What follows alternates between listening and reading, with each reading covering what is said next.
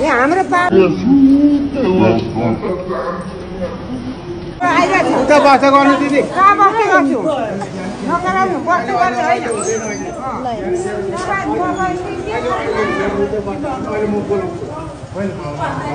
उहाँ त बिरामी हुनुहुँदो रहेछ नि त अशक्त बिरामीहरूलाई चाहिँ पालो दिनुहोस् है सर कम्मर दुखेर मान्छे उभिने छैन ठेलेर पल्ला छेउमा पुर्याइदिएपछि के गर्नु वृद्ध भत्ता लिन बिहानदेखि साँझसम्म लाइनमा बसेका छन् ज्येष्ठ नागरिकहरू। देशभर चाडपर्वको माहौल छ, बजारमा भिडभाड, घर घरमा रमाइलो चहल पहल छ। तर यता विभिन्न ब्याङ्कका ढोकामा भने अर्कै दृश्य देखिन्छ, ज्येष्ठ नागरिकहरूको लामो लाइन। सरकारले दिएको वृद्ध भत्ता लिनका लागि अशक्त बिरामी र थकित वृद्धहरू बिहानैदेखि भोकै प्यासे ब्याङ्कको अगाडि बस्न बाध्य भएका छन्। नखाउँ भने दिनभरिको शिकार, खाउँ भने आफ्नै सानुबाउको अनुहार भन्ने उखान झै भत्ता पाउन लाइनमा उभिएका यी वृद्धहरूको अवस्था मार्मिक बनेको छ। कतिले घण्टौं पर्खिँदा पनि आफ्नो पालो नआउँदा थचक्क भुइँमा बसेका छन्। कतिका ओठ सुकेका छन् भने कतिले बिहानदेखि चियाको भरमा मात्र बसिरहेका छन्। वृद्ध भत्ता हुनेहरूका लागि भने सानो रकम जस्तो लागे पनि नहुनेहरूका लागि भने यो बुढेसकालको ठूलो सहारा बनेको छ। यही पैसाले उनीहरूले चाडपर्वमा मिठो मसिनो खाने आशा राखेका छन्। स्थानीयहरूले भने वृद्धहरूलाई सहज रूपमा भत्ता वितरण गर्न व्यवस्था मिलाउन सरकारसँग आग्रह गरेका छन्।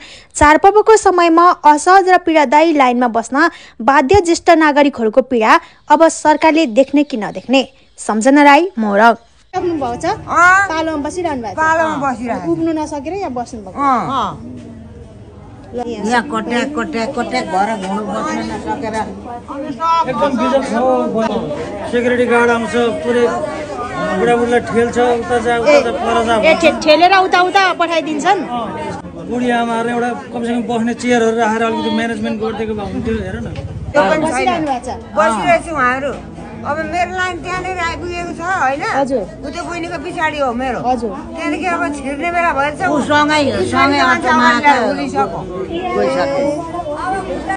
कम्मर दुखेर मान्छे उभिने छैन ठेलेर पल्ला छेउमा पुर्याइदिएपछि के गर्नु।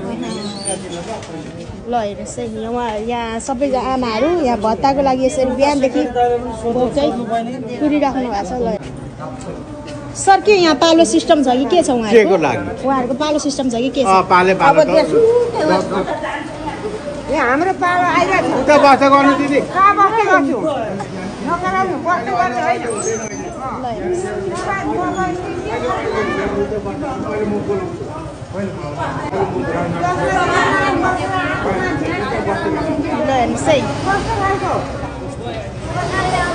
एहे उहाँ त बिरामी हुनुहुँदो रहेछ नि त अशक्त बिरामी।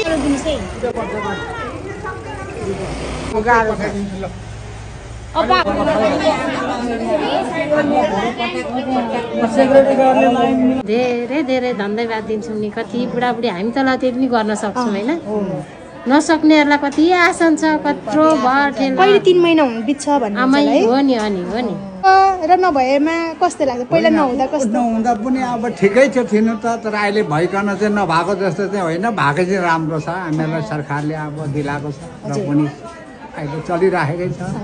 आमा अङ्कल कति बजेदेखि बसिरहनु भएको छ? कति बजेदेखि? 9 बजेदेखि। ओहो, उता पनि भत्ता नै कुरिरहनु भएको छ। आउन भएको पाउँछ भत्ता? अरू बेला पाउँदैन? अरू बेला पाउँछ।